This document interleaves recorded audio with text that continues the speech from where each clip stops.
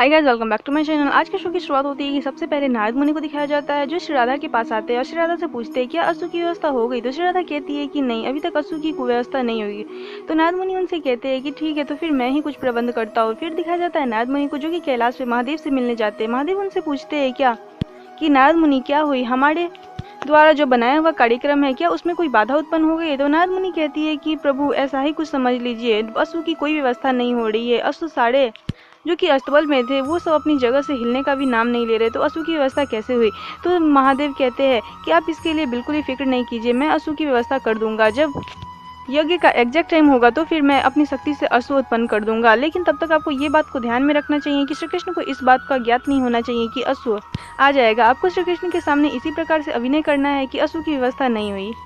फिर श्री राधा को दिखाया जाता है, जो श्री कृष्ण की पत्नियों के विषय में जाके श्री कृष्ण को ये कहते हैं कि सभी चाहती अगर ये इच्छा होगी कि रुक्मणी ही आपके साथ यज्ञ में बैठे तो फिर आपको कोई आपत्ति नहीं है ना। तो श्री कृष्ण कहते हैं कि नहीं, मुझे कोई आपत्ति नहीं होगी। उसके बाद दिखाया जाता है श्री राधा देवी सत्यभामा और जामवंती के पास जाती है और उनसे कहती है कि श्री कृष्ण की बड़ी इच्छा है कि वो रुक्मणी के साथ ही यज्ञ में बैठे। तो सत्यभामा और जामवंती थोड़ा सा संशय उत्पन्न करती है और फिर कहती है कि श्री कृष्ण की अगर यही इच्छा है तो फिर यही सही, हमें कोई आपत्ति नहीं है। फिर दिखाया जाता है श्री राधा अपनी इस बात पे अत्यंत प्रसन्न होती है कि दो श्री कृष्ण की पत्नियां मान गई। उसके बाद श्री राधा श्री कृष्ण की बाकी 4 पत्नियों के पास जाती है और उन सभी से यही बात कहती है कि अगर रुक्मणी श्री कृष्ण के साथ यज्ञ में बैठे तो आप लोगों को कोई आपत्ति नहीं है। सभी थोड़ा सा आपत्ति जताती है, लेकिन श्री राधा की ये बात सुन के कि श्री कृष्ण की भी यही इच्छा है तो सभी सज्ज हो जाती है और कहती है हमने श्री कृष्ण से अत्यंत प्रेम है और हमें अत्यंत सम्मान भी करते हैं उनका, तो इसलिए श्री कृष्ण की अगर यही इच्छा है तो फिर यही सही, रुक्मणी जी ही श्री कृष्ण के साथ यज्ञ में बैठ जाए तो यही उचित रहेगा। फिर शाम को दिखाया जाता है, जो कि अपनी माता जामवंती के पास आते हैं और कहते हैं कि माता ये आपने क्या किया, आपको श्री कृष्ण के साथ यज्ञ में बैठना चाहिए क्योंकि आप सर्वश्रेष्ठ और योग्य है।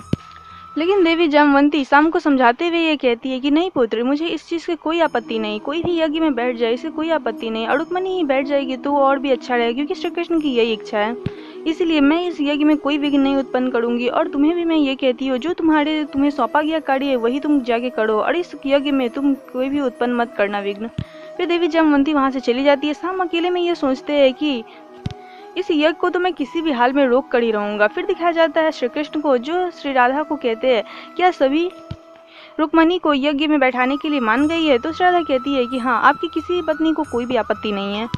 फिर जब सभी इकट्ठे होते हैं तो श्री कृष्ण सभी को कहते हैं अगर आप सभी को कोई भी आपत्ति नहीं है तो ठीक है, रुक्मणी के साथ मैं यज्ञ में बैठने के लिए तैयार हूँ। फिर दिखाया जाता है श्री कृष्ण बारी बारी से सभी के पास जाते हैं और सभी को ये कहते हैं बारी बारी से ये कहते हैं कि आप भी सर्वश्रेष्ठ है, आप भी योग्य है।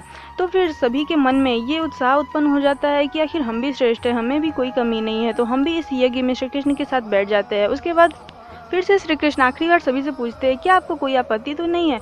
तो फिर सभी एक स्वर में कहती है कि नहीं श्री कृष्ण, मुझे आपत्ति है और हम भी चाहते हैं आपके साथ यज्ञ में बैठना। श्री राधा इन सभी बात से चिंतित हो जाती है। फिर देवी सत्यभामा भी कहती है कि हमारा भी बहुत मन है आपके साथ हम यज्ञ में बैठे।